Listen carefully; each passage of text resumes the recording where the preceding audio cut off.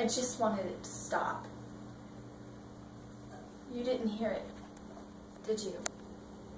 You thought I was fine. Why keep hanging around? No one wants you here.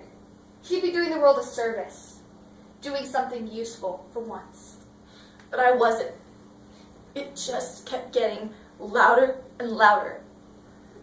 No matter what I did, no matter how much I blocked it out. Why bother to go on? Why keep trying to find a reason? Why keep telling yourself that things aren't that bad? I did everything. I drank, I drugged, I slept around.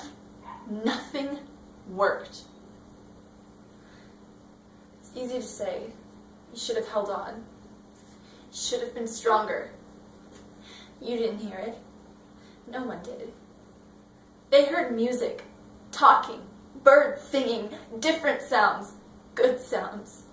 Oh, look at you, trying all those tricks. The pills, the therapy, the positive thoughts. It's pitiful to watch. Depressing, if you want to know. So depressing to watch you. Why don't you just be done with it? Stop annoying us all. It's so unseemly I can't tell you. Such a sickening spectacle. But me, I only heard one thing. And it just kept getting louder. Imagine a train coming right at you. Thunder, a hurricane, your own personal hurricane. Imagine 10 times that, and you still wouldn't have it. It still wouldn't be as bad. Stop it, won't you? Just be done with it. Take yourself out of the picture and let the world move on. I wish I could be like everyone else, but I'm not. So what do I do about it? Keep my head down? Hope they don't notice me? Because they will, you know. They'll notice you when you're different. Because I'm different. Have you ever been in a situation where you've noticed someone being incessantly antagonized, and deep down you wanted and knew you should say something, but you held back because you were afraid of the outcome? Were you afraid the antagonist would turn against you, or that your friends would ridicule you for standing up for someone who wasn't their definition of cool?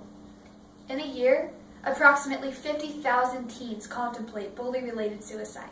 And about 4,400 have actually followed through with it. Bullies sabotage our lives for seemingly many different reasons. Skin color, Diversity and difference, birth defects, speech impediments, religion, hair color, sexual preferences, educational and physical capabilities. but for all bullies. No matter what the situation may be. The hostile behavior all boils down to one thing. Fear. Fear of not fitting in with the crowd of people you want to impress. Fear of not living up to their peers' expectations. Fear of losing popularity or the attention from someone they love. Fear of becoming outcast themselves. Fear of growing up and accepting people for the way they are. So many acts of bullying are witnessed every day by people who don't say anything because they're relieved they aren't the victims themselves, or they don't want to be humiliated in front of their peers for defending someone. If you have a voice, use it. Your 30 seconds of embarrassment could be saving a life. One can never be too sure how their negative words and actions affect another person until it is too late. And only until it is too late will the bystanders have thought of the thousands of things they could and should have done. Our piece today describes the story of a 16-year-old girl who goes through an endless battle of bullying and harassment. Join us in this all-too-real scenario about an innocent girl and her struggle with society's definition of perfection In Stop. by Jim Chebliar. It's not like we beat her up or anything. We put up a website with some jokes. That's all they were. Jokes.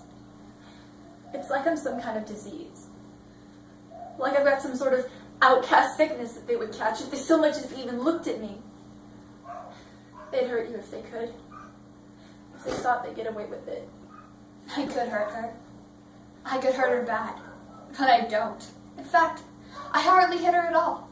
Little taps, a thump on the back, a hard thump so she can feel it. Not so it'll hurt her. I'm a weirdo. I know that. If I didn't before, I would by now. And the way people treat me around here, it's like I smell bad, like they can't get away from me fast enough. You don't have to be so fat, you know. You could lose weight if you wanted. I'm sorry if that sounds mean, but it's true. You're gross. I don't know why you wear such nice clothes. It just draws attention. If I were as big as you, I'd hide it. I'd wear stuff that was dark and baggy so that no one would notice me. Aren't you embarrassed? Aren't you thinking to yourself, I'm sorry, it's so disgusting to look at me? I'll bet you are. You act all smiley and confident, like you think you're fine the way you are. I must be invisible as I walk down the halls because you just knock the books right out of my hands. And I stop and I think about it really hard because I don't understand. What have I done wrong? Why must you laugh? Just at the side of me, way up the hall, hoping I won't come towards her, hoping I won't see her. And when I do come towards her, right up on top of her, so she has to look up at me. Even when she's pretending I'm not there, even then I can see her. Like a cat with its ears drawn back, hair standing up, her heart beating with one hope, that I won't hurt her. The pills, they seem so easy. You wouldn't have the guts to do it. Why couldn't I just jump? Oh, please. Day after day, racking my brain of every possible method. Which would be the easiest? The quickest? Least painful? I was tired of the pain. I was tired of the unremitting agony. You're just doing it for attention. The pistol, properly placed, it opens up the back of the head, or puts a bullet right through the heart. What a coward. Life gets hard, and what do? Try and take the easy way out. Every day it would get worse, and every day I would imagine that cold ringlet of steel pressed against my skull, begging me to pull the trigger. Do you really think anyone would care? You wouldn't be missed. No one would ever remember that girl in the shadows. And the more I thought about it, the more I wanted a way out. Out of this school. Out of this preposterous world. Out of this body. Look at you. Life gets hard, making everyone shudder at the sight of your hideous life, making them pity your every move. Oh, that poor girl, they would say. They should get her some help. They never did, and now look at you. I have no other choices. Suck it up. I just can't do this anymore. Oh, poor you. I can't go on like this. Society hates you. Society hates me. You will never be accepted. I will never be accepted. You are worthless. I am worthless. I just wanted it to stop.